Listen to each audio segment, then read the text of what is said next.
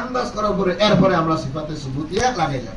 দৈরে সিফাতে সুবুতিয়া কি এর মধ্যে লাগাই, আর একটা গুণ লাগাইতে হলে একজনের গুণ করতে হলে মানুষটার তো আগে চিনতে হইব, লোকটা আগে জাতের তো চিনতে হইব।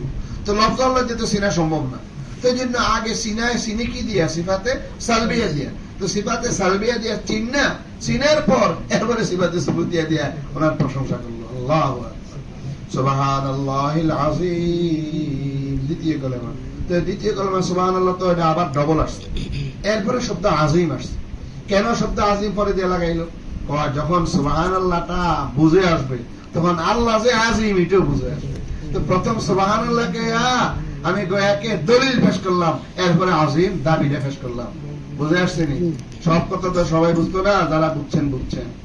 এরপরে শুনেন যে সুবহানাল্লাহি দুইবার আনলো, কিন্তু ওয়া বিহামদিহি দুইবার আনলো না কেন? কারণ আছে যে সুবহানাল্লাহ দুইবার আনার দরকার আছে। কেন? এটারে কথাটারে মজবুত করার লাগে দুইবার আছে। কথাটা মজবুত কেন করার লাগে? এটারে অস্বীকারী আছে, সুবহানাল্লাহকে অ্যাঙ্কার করে নেওয়া আছে, মানে আল্লাহর সিফাতে সলবিয়ার অ্যাঙ্কার করে নেওয়া আছে, সিফাতে সুবুতিয়ার মুনকার নেই। মক্কার কাফের মুশরিকরা এবং বর্তমান যারা এই সনাতন ধর্মের হিন্দু বলে এরা কিন্তু ঈশ্বরকে মানে ঈশ্বরের অস্তিত্ব, ভগবানের অস্তিত্ব, মানে আল্লাহর অস্তিত্বের কথা তারা বলে, এবং তিনি যে মহান, তিনি যে মানে অর্থাৎ সামা, বাসর, এরাদা, কুদরত, এই যে সিফাত সব এরা মানে, কিন্তু ওয়াহদাহু লা শারীকা লাহু মানে না, লাম ইয়ালিদ ওয়া লাম ইউলাদ মানে না।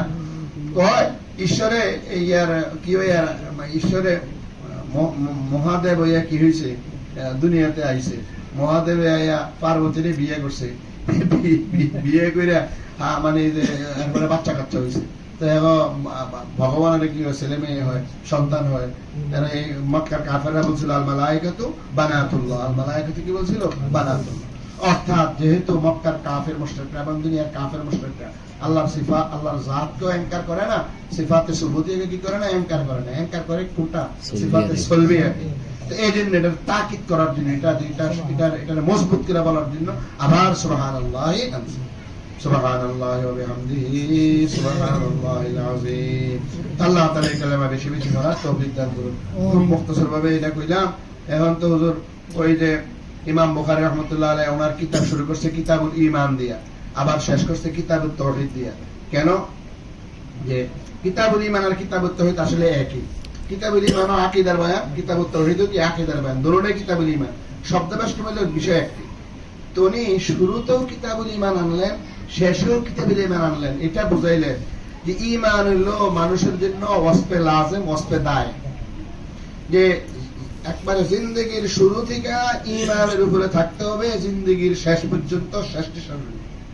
যদি শুরু থেকে শেষ পর্যন্ত ঈমান থাকে তাহলে মধ্যখানে যে আমালের কথা এগুলি কাজে লাগবে। আর যদি শুরুতে ঈমান ছিল পরে ঈমান শেষ হয়ে গেছে, আমল আর কোনো কাজে নেই। হ্যাঁ, অথবা উনি শেষে লাস্টে ঈমান আনছেন, শুরুতে কোনো আমল করেন না, তো ঈমান ছাড়া আমলের এতবার নেই। ঈমান ছাড়া আমলের এতবার নেই। আমলের আগেও ঈমান লাগবে, আমলের অর্থাৎ আমল সহিহ হইতে, কবুল হইতে ঈমান লাগবে, আমল টিক্কা থাকতে ঈমান লাগবে। এটা বোঝানোর জন্য ঈমান হলো ওয়াসফে দায়েম, যেটা আমলের আগে এবং পরে সব সময় থাকে। এটা কখনো কি হবে না, বন্ধ থেকে ছুটবে। এই জন্য তো যে বেহেশতটা হইলো মূল দুখুলে জান্নাত, মূল দুখুলে জান্নাত এটা মওকুফ ঈমানের উপর। তো ঈমান যেহেতু ওয়াসফে দায়েম, এজন্য জান্নাতও ওয়াসফে দায়েম, খালিদিনা ফিহা আবাদা। আর আমল হইলো জান্নাতের দারাজাত আর মাকামের জন্য। দারাজাত আর কিসের জন্য?